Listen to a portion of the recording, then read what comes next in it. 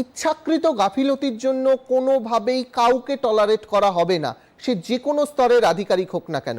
এর আগেও বলা হয়েছিল যে সমস্ত ডিজিটাল ফুটপ্রিন্ট থেকে যাচ্ছে, ইআরও এইআরও কাউকেই বরদাস্ত করা হবে না, এবং নির্বাচনের ক্ষেত্রে কোনোভাবে ইচ্ছাকৃতভাবে যদি কেউ গাফিলতি দেখায় তার বিরুদ্ধে জিরো টলারেন্স। ঠিক এই কথাটাই বিকেলবেলায় যে প্রেস ব্রিফিং দেখছিলাম তার মধ্যে লেখা রয়েছে। সৌরভ, না, এটা একটা দ্বিতীয় পর্যায়ের বৈঠক। প্রথম পর্যায়ে সর্বদলীয় বৈঠকের ক্ষেত্রে যে হট অল্টারকেশনের কথাটা বলছিলাম, যেখানে চন্দ্রিমা ভট্টাচার্য এই কথাটা বলেছেন যে আন্ডার অ্যাডজুডিকেশনের যে বিষয়টা, সেখানে মুখ্য নির্বাচন কমিশনের বক্তব্য ছিল যে সুপ্রিম কোর্টে আপনারা গেছেন, আপনারা যাওয়ার পর বিষয়টি এখন সুপ্রিম কোর্টের বিচারাধীন।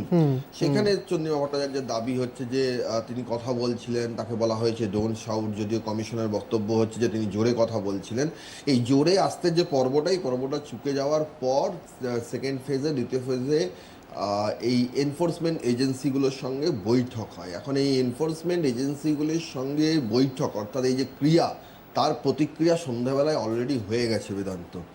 এইখানে মূলত যে বিষয়গুলো বলা হয়েছে সেটা হচ্ছে যে যারা এনফোর্সমেন্ট এজেন্সির দায়িত্বে রয়েছেন, এনফোর্সমেন্ট এজেন্সিগুলির যারা দায়িত্বে রয়েছেন, সেটা আইন শৃঙ্খলা রক্ষার ক্ষেত্রে পুলিশ প্রশাসনিক আধিকারিকরা হতে পারেন, কিছু ক্ষেত্রে জেলা শাসকেরা দায়িত্বপ্রাপ্ত রয়েছেন, কিছু ক্ষেত্রে অন্য অফিসারেরা রয়েছেন, তাদেরকে বলা হয়েছে যে আপনারা নির্বাচন কমিশনের বিধি মেনে কাজ করুন এবং নির্বাচন কমিশন সংক্রান্ত যে নিয়মগুলো রয়েছে সেই নিয়মগুলো যাতে প্রযোজ্য হয় সেই বিষয়টি সুনিশ্চিত করুন। এবং একই সঙ্গে জ্ঞানেশ কুমারের পক্ষে একটা বিষয় জানিয়ে দেওয়া হয়েছে যে তুমি জানো, আমরাও আলোচনা করেছি এর আগে, যে মুখ্যমন্ত্রী মমতা বন্দ্যোপাধ্যায় প্রায় বলে থাকেন, এখনো প্রায় বলছেন যে মনে রাখবেন নির্বাচন কমিশন তো 2 মাসের জন্য। আজকে মুখ্য নির্বাচন জ্ঞানেশ কুমার বলেছেন যে 1.5 মাস পরেও কিন্তু আপনাদের উপরে আমাদের নজর রয়েছে, আপনারা সকলে কমিশনের র্যাডারে রয়েছে। এই যে কথাটা যে সত্যিই সেখানে ঘটেছে তার কনফার্মেশন বা সেটাকে কনফার্ম করেছেন মুখ্যমন্ত্রী মমতা বন্দ্যোপাধ্যায়। তিনি আজ ধর্নামঞ্চে যে বক্তৃতা পেশ করেছেন সেই বক্তৃতায় তিনি বলেছেন যে অফিসারদেরকে ধমক দেওয়া হচ্ছে এবং অফিসারদেরকে বলা হচ্ছে যে 1.5 মাস পরেও তাদের প্রতি নজর থাকবে মুখ্য নির্বাচন কমিশনার।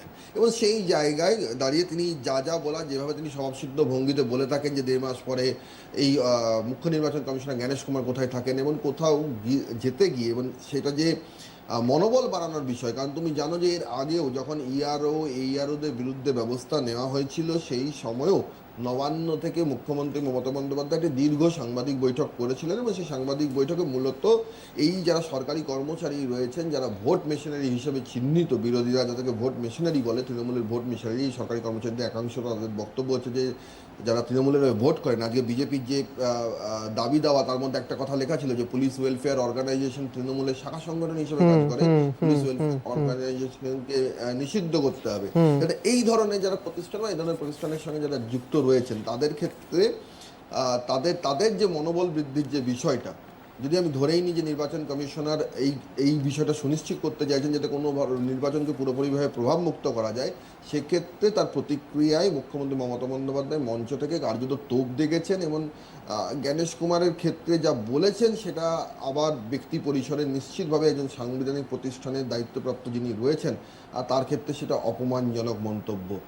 কারণ তিনি পরিষ্কার বলেছেন যে ভোটে জিতে 1.5 মাস পর তাকে এখানে বাংলায় টেনে নিয়ে আসা হবে, জনগণের মাঝে তাকে কৈফিয়ত দিতে হবে। তুমি বুঝতেই পারছো এটা এক ধরনের হুঁশিয়ারির হুমকি এক প্রকারের। কিন্তু হ্যাঁ, এটা একটা জিনিস ঠিক যে সেখানে যারা আধিকারিকরা গিয়েছিলেন তাদেরকে যে এই কথাটা বলা হয়েছে যে নির্বাচন কমিশনের নজর রয়েছে, এই কথাটা কিন্তু নির্বাচন কমিশনের নজর রয়েছে এটা কথার কথা নয়। এটা কেন বলা হয়েছে? এটা বলা হয়েছে তার কারণ এখন পুরো এসআর প্রক্রিয়াটা ডিজিটাল প্রযুক্তির মাধ্যমে হচ্ছে।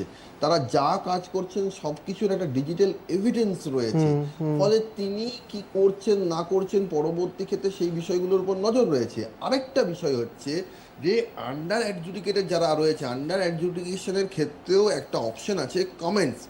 আর সেখানে কিন্তু 1000 শব্দের মধ্যে প্রত্যেককে জাজদেরকে লিখতে হচ্ছে যে কেন এটা ডিসঅ্যাপ্রুভ হলো, কেন এটা অ্যাপ্রুভ হলো। তাহলে সেই ক্ষেত্রে তো যদি জাজরা যদি কোনো ডিসঅ্যাপ্রুভ কেসের ক্ষেত্রে, অর্থাৎ যেটা খারিজ হয়ে গেছে, সেখানে যদি লেখেন কথা, আমি একটা উদাহরণ দিয়ে বলছি, সেখানে লেখা রইলো যে এই ব্যক্তি কোনো নথি পেশ করতে পারেননি বা এই ব্যক্তি জন্মের 2 মাস আগেই তার শংসাপত্র পেয়ে গেছিলেন, তা নিয়ে প্রশ্ন চিহ্ন উঠেছিল।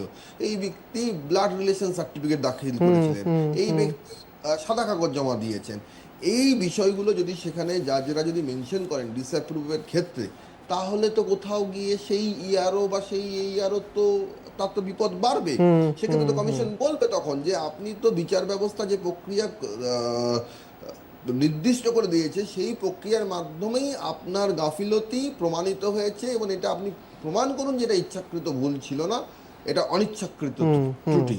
তাহলে সেক্ষেত্রে তো তিনি নির্বাচন কমিশনের স্ক্যানারে রইলেন এই ডিজিটাল ফুটপ্রিন্টের ক্ষেত্রে। সেটাই প্রশাসনিক স্তরে বলা হয়েছে। এখন সেটা বলার জন্য এখন এখানে মুখ্যমন্ত্রী ধর্ণা মঞ্চ থেকে বলছেন যে 1.5 মাস অফিসারদেরকে ভয় দেখিয়ে লাভ নেই, অফিসাররা ট্যাক্টফুলি 2 মাস হ্যান্ডেল করে নেবেন, এই কথা তিনি বলেছেন। ফলে সব মিলিয়ে এই বাকযুদ্ধ অব্যাহত রয়েছে। নজর কিন্তু কাল সুপ্রিম কোর্টের দিকে। কালকের রায় খুব গুরুত্বপূর্ণ এবং অভিষেক ব্যানার্জির বক্তৃতার মধ্যেও সেটা ছিল। সুপ্রিম কোর্টে ইতিমধ্যে আজকে মেনকা গুরুস্বামী একটি মেনশন করেছেন, সেখানে উল্লেখ পর্বে করেছেন, সেটিরও কালকে শুনানি হবে বলে সুপ্রিম কোর্টের প্রধান বিচারপতি আশ্বস্ত করেছেন। ফলে কাল সুপ্রিম কোর্টে জল কোন দিকে গড়ায় সেই দিকে সব পক্ষ নজর রয়েছে, তৃণমূলের তো নজর রয়েইছে।